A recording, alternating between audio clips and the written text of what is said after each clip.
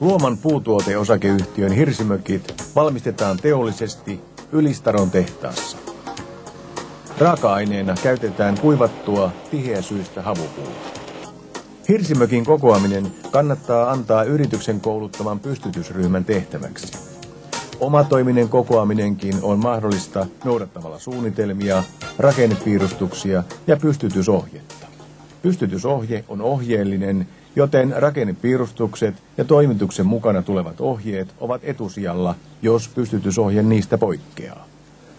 Onnistuneen kokoamisen lähtökohtana on oikein rakennettu perustus. Pystytystä varten perustukset puhdistetaan sorasta, lumesta, jäästä ja muusta irtoaineesta. Perustuksen ja alimman hirsikerran väliseen liitokseen on asennettava bitumihuopakaista tai on tehtävä kaksinkertainen bitumisively. Betonilla, harkolla ja puulla ei saa olla kosketuspintaa, koska perustusten kautta nouseva kapilaarinen kosteus imeytyy puuhun ja aiheuttaa alimpien hirsien lahoamista. Jokaisen hirren päähän on tehtaalla nidottu tunniste. Tunnisteessa olevan koodin ja seinäkuvien avulla hirret sijoitetaan oikeille paikoilleen. Hirsikehikon pystytys aloitetaan puolikkailla hirsillä. Hirsikehikon perustusylitys on vähintään 1 senttimetri. Ensimmäisen hirsikerran asennuksen jälkeen on tarkistettava kehikon ristimitat sekä ulkomitat. On tarkistettava, että hirsikehikko lähtee nousemaan tasaisesti. Pitkillä seinillä on välttämätöntä tehdä jatkoksia hirsien välille. Jatkoskohta pyritään sijoittamaan aina risteävien nurkkien kohdalle. Jatkoslevyä naulattaessa toisen jatkettavan hirren päätä nostetaan hiukan ylös, jolloin jatkoskohdan yläpinnat menevät vastatusten. Jatkoslevy naulataan ja vasta sitten lasketaan hirren pää alas. Näin jatkoksesta tulee tiivis. Jos seinässä on useita jatkoksia samassa kohdassa, tulee noin joka 5. rivillä jatkoskohtaan 29 senttimetrin pitkä siderauta. Siderauta ruuvataan sitä varten tehtyyn uraan. Ura täytetään pellavaeristeellä.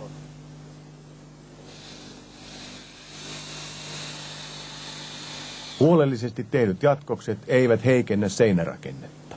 Hirsirungon tiivistämiseen käytetään hirsien väliin asennettavaa pellavaeristettä. Eriste nidotaan hirren selkään koirasponttien väliin. Ulkonurkan kohdalla eriste katkaistaan noin 10 senttimetriä ennen hirren päätä. Sadevesi ei pääse kastelemaan pellavaeristettä.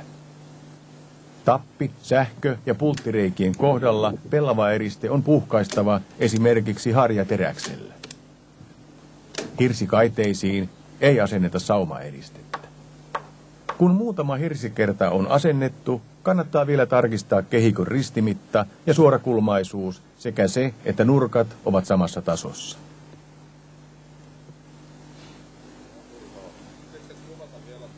Hirsien vääntyily liittyy puun kuivumisprosessiin. Kuivumisen aiheuttamat jännitykset vääntävät ja taivuttavat puuta. Tapituksella voidaan estää hirsien vääntyminen. Tapitus aloitetaan heti toisen hirsikerran jälkeen. Ennen tapin lyömistä saumaeristeeseen tehdään reikä. Tapit lyödään vierekkäisiin reikiin niin sanottuna vuorotapituksena. Tappien päiden väliin on jätettävä rako, joka sallii hirren painumisen. Tappi tulee lyödä noin 5 millimetriä hirren sisään, jotta tappi ei jää kantamaan ylempää hirttä. Tappeja ei saa lyödä rautapultti eikä mahdollisiin sähköreikiin. Hirsikehikkoa asennettaessa on huolehdittava, että hirret painuvat pohjaan saakka ja että kehikko nousee tasaisesti.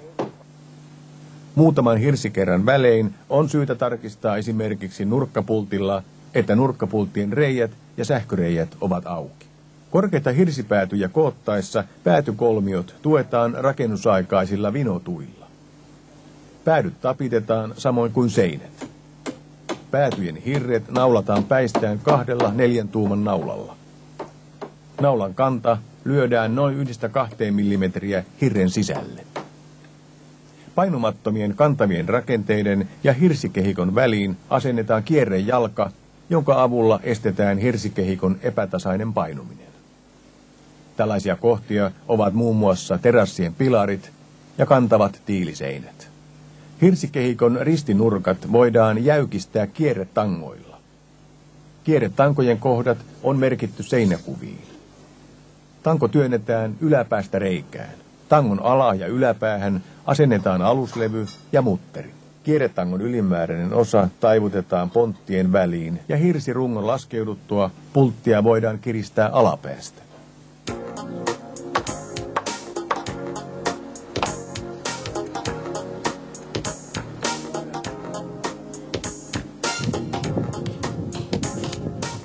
Hirsimökin päätykolmiota asennettaessa tulee ottaa huomioon hirsien painuminen. Liukurauta päästää kattovasan liukumaan, eikä hirsikehikkoon synny räystäälle levittävää voimaa. Kattovasat jaotellaan sijoituskuvien mukaisesti mittapuuta apuna käyttäen. Kattovasat liitetään toisiinsa ristiin naulauksella, ja liitos vahvistetaan esimerkiksi vanerilevyllä tai naulauslevyllä. Kattovasa kiinnitetään liukuraudoilla hirsikehikkoon. Tuulisuojapaperi nidotaan kattovasojen päälle. Tuuletusrimat naulataan kattovasojen suuntaisesti. Kattolautojen asennus aloitetaan niin, että naaraspontti tulee alaspäin. Ponttia ei saa lyödä liian tiukkaan, vaan jokaisen laudan väliin jätetään mieluummin 1–2 millimetrin raku. Päätyräystäät sahataan suoriksi linjalautaa tai linjalankaa hyväksi käyttäen.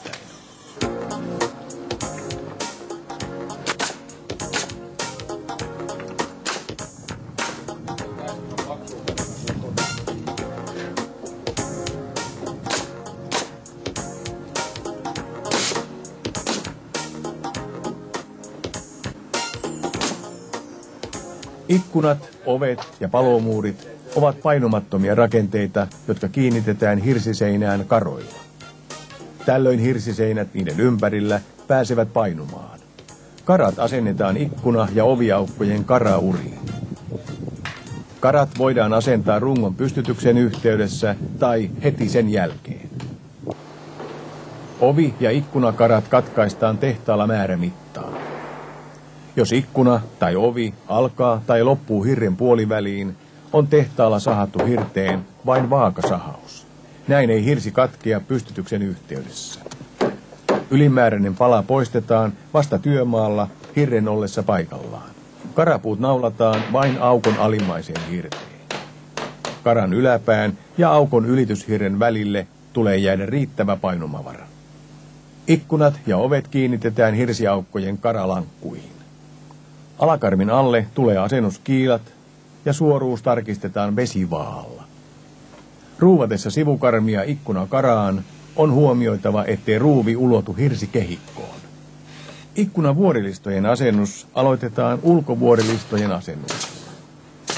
Ikkunan levikelauta, eli smyykki, naulataan ikkunan karmiin.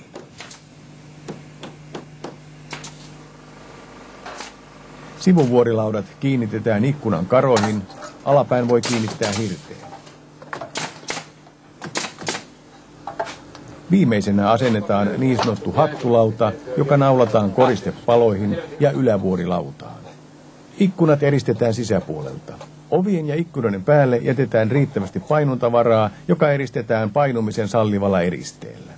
Ala- ja välipohja kannatetaan yleensä palkeilla, jotka kiinnitetään palkkikengillä suunnitelman mukaisesti. Lämpimissä tiloissa käytetään ponttilautaa ja ulkona harvalaudoitusta. Lattia tehdään sisäpinnoista viimeisenä, koska se on herkin rakennustyön aiheuttamille vaurioille. Lattialauta asennetaan naaraspontti seinää kohti. Lautojen kiristämiseen voidaan käyttää esimerkiksi vahvaa talttaa. Ruodepontin urasta tapahtuva naulaus on tehtävä varovasti, ettei pontin kieli tai laudan reuna vahingoitu. Vaikka lautalattiat hiotaan ja lakataan ennen lopullista valmistumista, säästää siisteys hiontatyötä.